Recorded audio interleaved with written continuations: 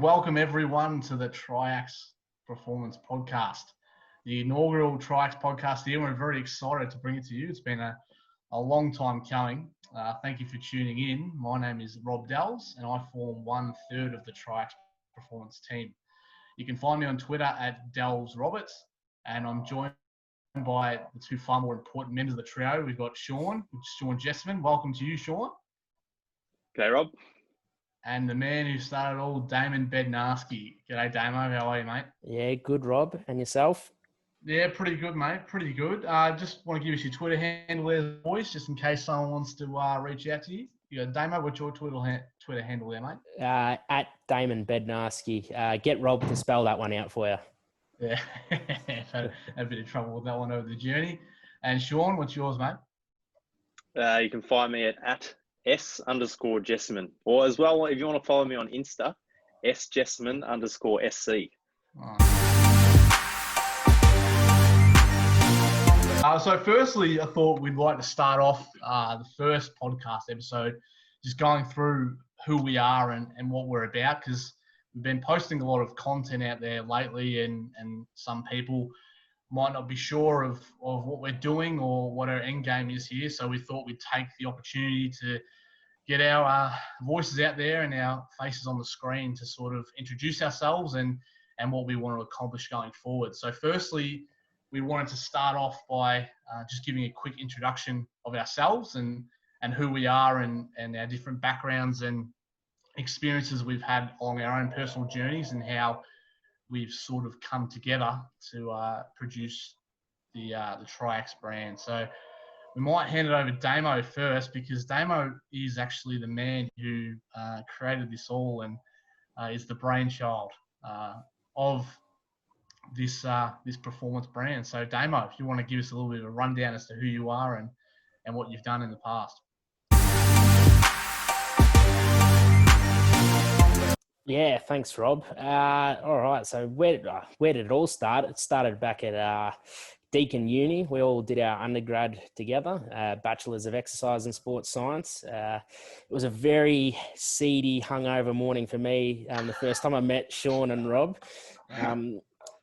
The place is now closed, the old Hawthorn Hotel, but yeah, I'd been there the night before, and they go, all right, let's form some groups. And I said, yep, I'll definitely be on the computer today, lads. It was a 2K rowing test, I believe. So yeah, that was the first time I met Sean and Rob.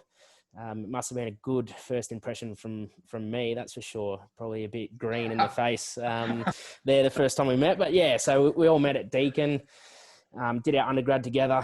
I sort of pissed off for a bit and did an exchange. So we sort of finished at different times. But Rob and I sort of kept in touch a little bit after uni and sort of kept that going. But after the undergrad, I went straight into a Masters of Applied Sports Science as well at Deakin, just to further enhance my skills and do a bit of stuff in research as well. So on the side, while I was doing that, I was also at Box Hill United in the MPL2. So started off there interning during undergrad, and then moved into a more permanent role there as the head S&C and sports scientist there for a season or two before getting the sack, which is something that most sports scientists will experience when the coaching staff get swept out of the room. So yeah, the entire coaching staff got sacked there. So then moved on to other things. So then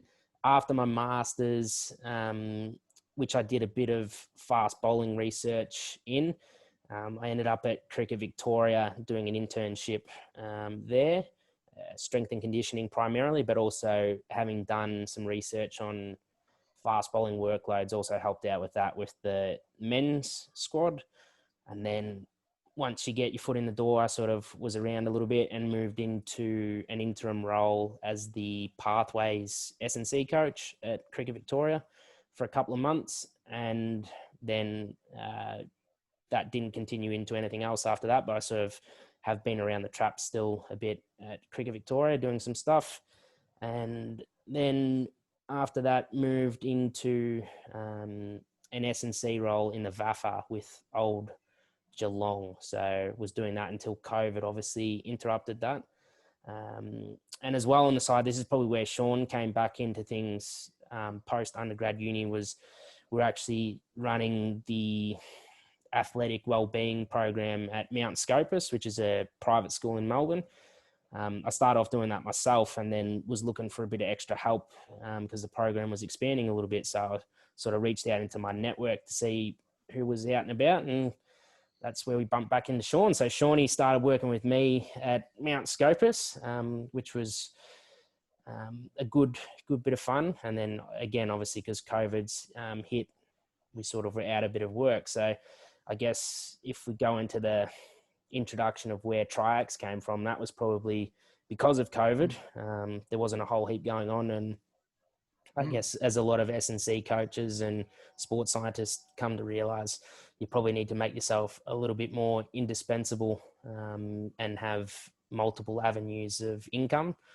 And that was it really. I guess it was a walk on a COVID isolation day. I was walking around. I'd been listening to a lot of podcasts about, you've got to start your own income streams. And I sort of went, what's something that I've been doing, or where's a gap in the industry? And I sort of thought, well, I've been trying to do it. I've been working at sub-elite amateur clubs, for not a lot of money, for a lot of time, providing strength and conditioning and sports science services.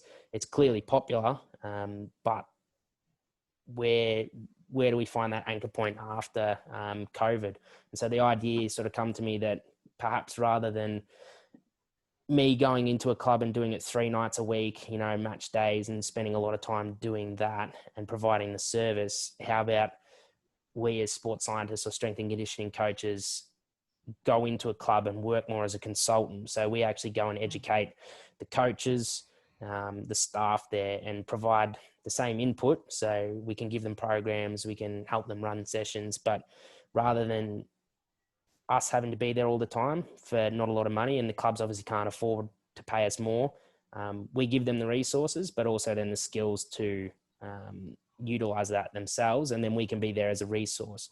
And then that makes us, or this is where TRIAX came into it, where we can offer that service to then multiple clubs at a cheaper rate than hiring someone for the entire season. And then that way, obviously post-COVID, financially, it's a lot better for clubs that they sort of pay a lower rate, but they also get the same resources and information that they would normally. It's just that we're not going to be there on the ground each and every session, but we're obviously there to help guide them along the way. So that's where the idea come from. But once I came up with that idea, I went, well, this is probably far too big for me to try implement myself. So I reached out into our network. So I think Sean was one of the first that I sort of spoke to about it, obviously, because we were working together at Scopus. So I sort of went, what do you think of the idea? And I sent a message to Rob, and Rob was in from the outset. You were the first one to go, yeah, I think that's a really good idea. There's a few other unlucky people that shit-canned the idea or weren't on board to start off with, that potentially may have wanted to jump in later on. But yeah, that's unfortunate. But here we are then. So Rob, Sean, where are you at with? Well, I think that ties in well, Damo, with when like you just said about that that idea that you had, and you sort of wanted to get feedback on it, and then who you went out to, and it probably leads into Sean's background well as to why you would have gone and reached out to Sean. So maybe Sean, if you go through your experiences, I know Damo's just touched on like the Deacon side of it, where we all know each other, and at Mount Scopus as well. But maybe if you go into a bit more detail as to your background as well, and you can sort of paint a nice little picture there. Yeah, so as Damo said, we all did the sports science course over at Deakin.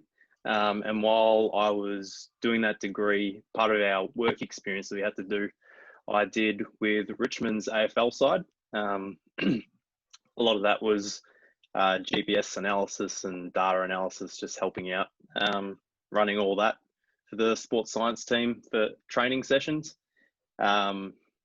And then after my sports science degree finished, I decided to do an honours year at Deakin again. And that was looking at the training specificity of AFL field umpires. So just comparing their training data and their match data and seeing if they were preparing adequately for competition. And so that was a lot of data analysis again that I did, sort of similar to Richmond. And I got to the end of that honours year and sort of decided that I didn't think that avenue was quite for me. So I was sort of pondering my options, decided that I was interested in the strength and conditioning side of things. So I sought out some internships because I was stuck in a way because I'd spent all this entire course that I'd done without really gaining any practical strength and conditioning experience. So so I'd already graduated, sought out some internships. I did one at Core Advantage, which is a private strength and conditioning facility here in Melbourne. They work with a lot of junior athletes, mainly basketballers, but also some older athletes from all other sports as well. And also did an internship with Port Melbourne Football Club in the VFL. So I was able to gain a bit of experience from Port Melbourne, sort of in one sense, from a team perspective, and then Core Advantage was more the one-on-one and small group stuff. So I think I got a good mix from doing both those internships. And then from that, I was able to land a role as a strength coordinator with the Frankston Dolphins, the VFL, which I'm still there now. Damon reached out to me, got on board with him at Scopus. And I'm also assisting with the junior athlete development programs that Melbourne Fitness and Performance run, which is also a private strength and conditioning facility out in Dandenong. So their gym's based in Footscray, but they've signed on to help with the indoor sports centre in Dandenong that runs some basketball programs, and they decided that part of what they want to add is some strength and conditioning stuff on top of all the skill development. So they help to run that, and I assist them with that. Again, similar pathway to Damon and Sean. I started at Deakin as well, did an undergraduate degree there in exercise and sports science. Graduated the same year as Sean. Managed to pip him in the overall average GPA, which was a real highlight of my career and something that's I reflect upon each day. So that was really good. Well, the skin of your teeth, I would have thought, Rob. Yeah. Yeah, that's probably true, actually. And then I sort of followed the same path as Sean into honours year or research in that year following the completion of the undergrad. My final year of the undergraduate degree itself, I was an intern at Victorian Institute of Sport. So their sports science servicing there, mainly working with field hockey, but doing bits and pieces with other programs around there as well, particularly in the sports science, like analytics side, so more like data handling, athlete workloads, all that sort of stuff. Managed to finish the honours thesis there and got a good enough score to progress to a PhD. So this is where I sort of continued on with the research side of things, and then through that and through some connections that through my honours, which I completed at Vic Uni, I was fortunate enough to pick up a role at the Melbourne Storm doing their sports science, like data analyst stuff. So mainly looking at using GPS data and all that, looking at athlete workloads. So from there, I've now progressed into the second year of a PhD at the moment and working on from there. So I'm sort of more of a blend of sports science, analytics sort of side, looking at crunching numbers and from a different perspective and looking at periodization and all those sort of things as well. Whereas Damon and Sean have got more of that hands-on S&C experience. But as I was alluding to before, I think it ties in nicely for all three of us we've got a bit of a different blend and a different skill set.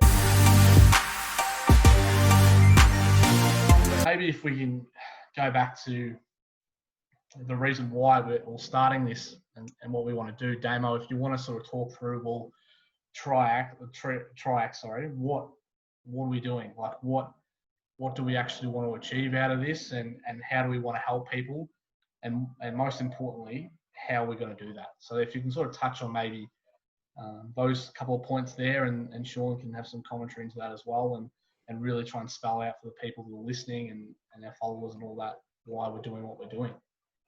Yeah. So obviously we have posted quite a bit of stuff, and obviously strength and conditioning, sports science is what we're into. But to be more specific, as part of us bringing together TRIAX, was that we identified that there's probably a gap for the amateur and sub-elite clubs in terms of what services they actually get. So every club will have a fitness program of some sort, whether that's the coach or a player within the squad that will run the fitness component of that. But our idea was to bring as professional a program or setup to be available for any club. So whether they're at the amateur or sub-elite level. So essentially bringing high performance services that we've gained experience with at the sub-elite level. So with semi-pro teams, or professional teams, and use our knowledge and experiences to then be able to provide those high performance services. So it sounds a bit flash and all that, but at the end of the day, it's, every pre-season, a club's going to do a running program.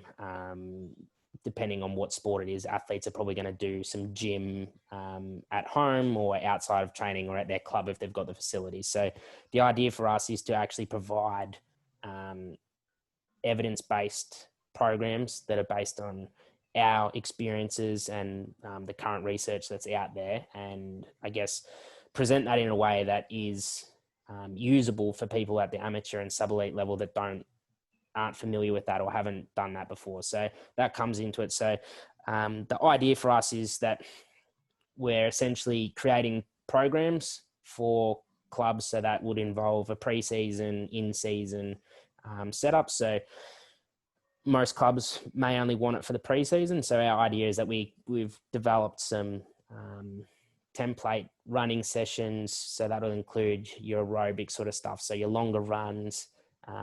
We like to use MAS, which is maximal aerobic speed training, which is an aerobic training method, which we've written some stuff on a bit more detail in our blog. And then including some high speed running stuff. So again, getting that sprinting programmed into a preseason. And the idea with that is that we sort of build up athletes so that they're going to be performing at their best leading into the season, and obviously from an injury prevention perspective as well. So everything that we've sort of put out there is quite general, but clubs that want to reach out to us, or individual athletes, which we have a handful of working with us at the moment, everything is individually tailored to the athlete or the club that we're working with. So I guess that's the key point, is that we do have templates and we do have that sort of service, but everything will be tailored. So it's about giving each club what they need to get their athletes as best prepared to play and perform as possible.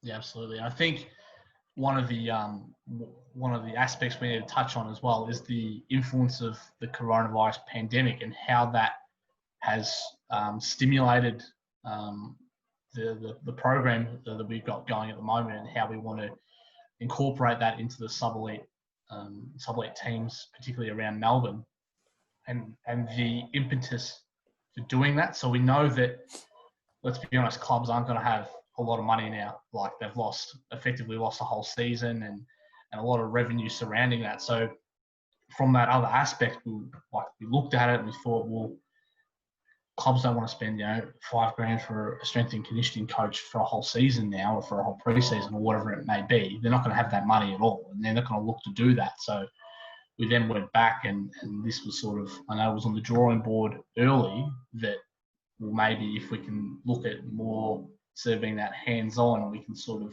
allow and give these coaches more tools to facilitate their own programming at a fraction of the cost. So more look at that consultancy sort of role that might be a bit more financially viable than hiring a personal trainer or a conditioning coach for an entire pre-season, which is what a lot of clubs do, and that's a good way to go about it. But now that we know, with the COVID-19 pandemic, the clubs just aren't going to have that sort of financing available to do that. And so that's why I think we thought that would be a good idea to give it a shot, particularly in this time, because, well, it's as good a time as any now. There's a lack of revenue coming into the local clubs, and how we can sort of help with that. And I know, Sean, you had a couple of good ideas for jumping on as well, and surrounding that. So if you want to touch on a couple of points that you suggested to me early on. Yeah, so I think that one of the big things that we can offer is to offer like some individual gym programs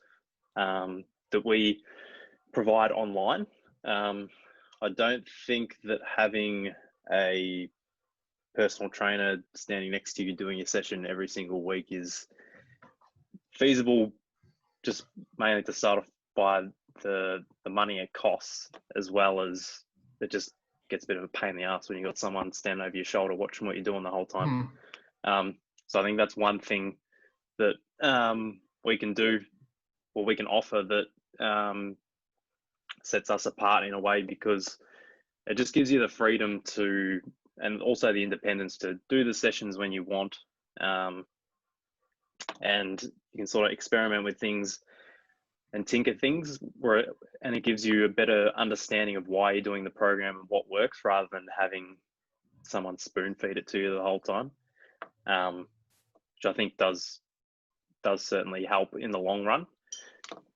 With the, even just going back to TRIAX as a brand, and what we can offer is that we've all been in high performance sort of settings where we're dealing with elite athletes, and we see that all the protocols that they implement, and we've also all worked at the sub-elite level where resources are scarce.